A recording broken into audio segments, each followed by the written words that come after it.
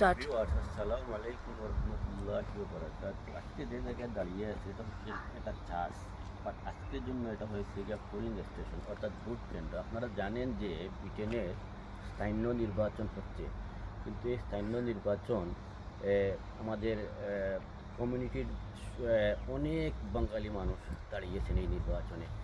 আপনারা সবাই সবার জন্য দোয়া করবেন যাতে আমাদের কমিউনিটির মানুষগুলা যাতে নির্বাচিত হয়।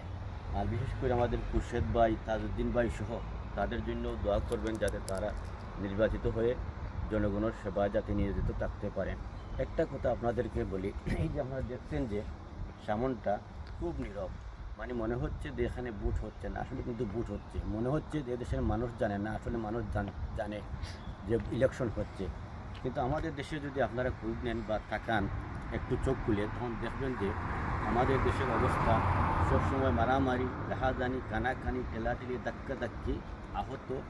তো এরকম অবস্থা আমাদের দেশে চলে। বাট মনে রাখা উচিত, আপনি যদি ভদ্র হন, সবাই ভদ্র, দেশ ভদ্র। আপনি যদি ভালো হয়ে থাকেন তাহলে দেশটাও আপনি আপনি ভালো করতে পারবেন। আল্লাহ হাফিজ, আসসালামু আলাইকুম।